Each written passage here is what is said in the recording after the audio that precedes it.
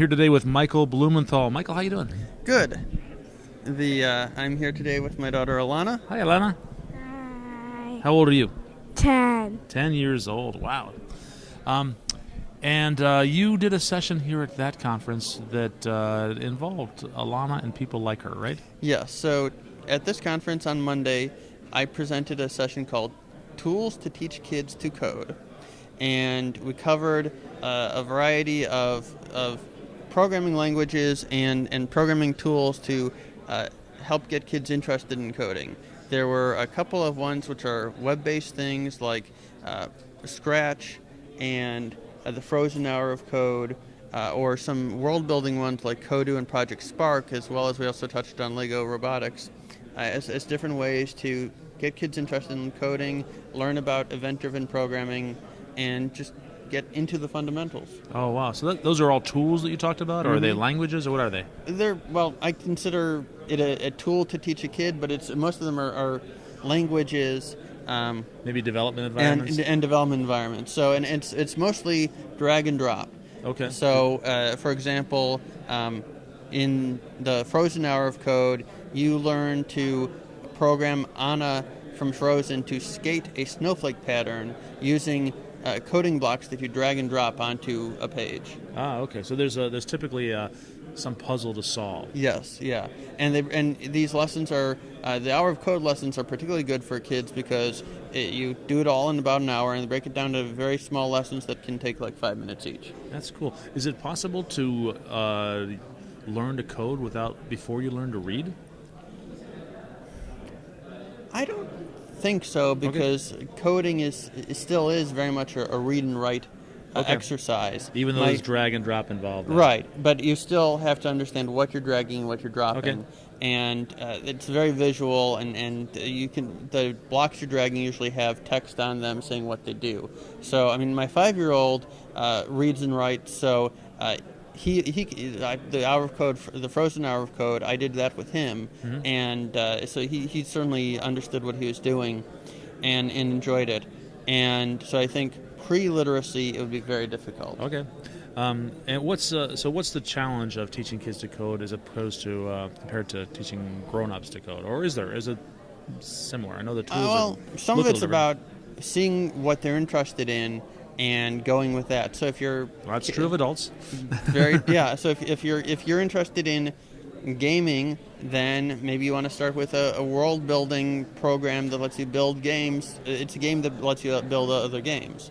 And if you're interested in websites and things on the web, then maybe one of the web-based tools is a good place to get started with. And I mean, just because these are geared towards kids doesn't mean they're for kids only. I mean, it just means it's a very accessible, easy entry point into the world of programming. Okay.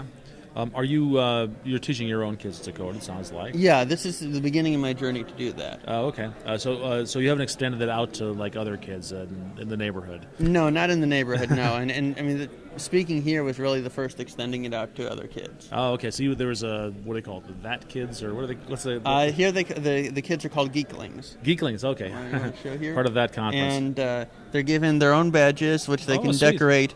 And they decorate them extensively, and that's part of the fun. I know. I wish I had that many ribbons on my own. And did Alana write any code?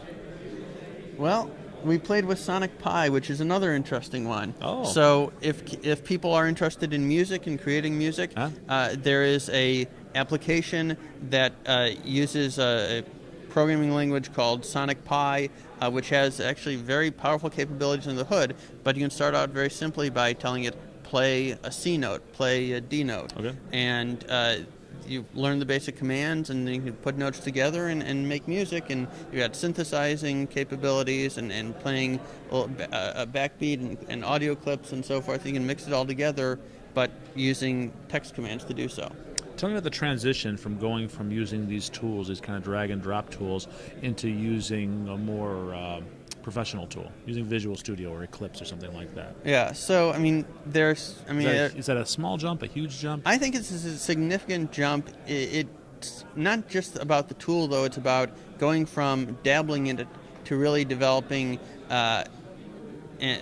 professional development processes, a deeper understanding of how applications need to be organized.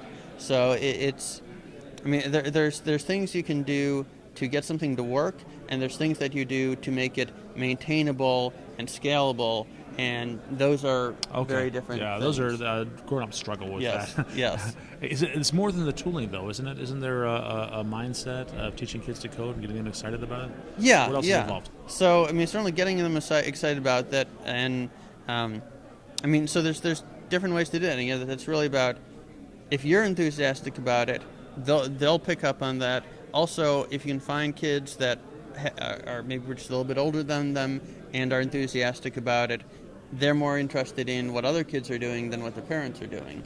So, for example, here at that conference, we had a couple of we would call them children, but they were, I think, 11, 12, 13 or so, and they were teaching courses. And that is awesome. It is. And someone observed in the family keynote that if you have a parent and child teaching together, you'll notice that the kids in the classroom lean in when the child is talking. Interesting. Yes. So that peer support is a big thing. Yeah. Yeah. Can I ask Alana a question? What was your favorite part about this learning all this coding?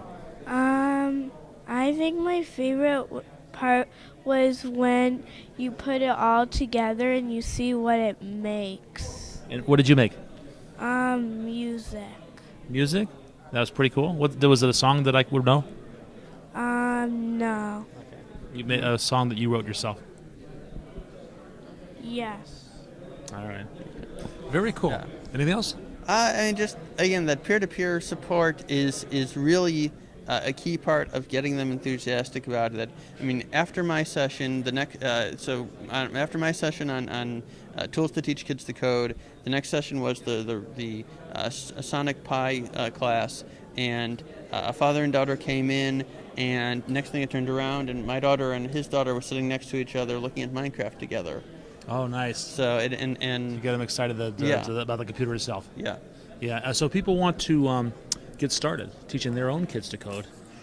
I would recommend. What would you say? I would recommend starting with an hour of code, and that's both in time-wise, keeping things to an hour a day or an hour a week, or maybe even less than that if their kids are very young. But also at code.org, there's tutorials that are on a variety of different platforms and languages and so forth, but they're all geared toward doing a set of lessons that fit into an hour. So like the frozen hour of code is listed there. There's one for Touch Develop where kids learn to fix a side-scrolling game that it can be done in an hour. And so there's a number of languages out there that have tutorials which fit into an hour. There's books, like Sam's has a series of books, Teach Yourself Something in 24 Hours, and that's 24 one-hour lessons. So pick something, again, based on your interest, your child's interest, the platforms and tools available to you, and pick something that fits into an hour and just try it out and see what happens. Michael, I love what you're doing, and I really appreciate you spending the time with me. And Alana, it was a pleasure meeting you. Keep doing what you're doing. Thanks a lot. Thank you.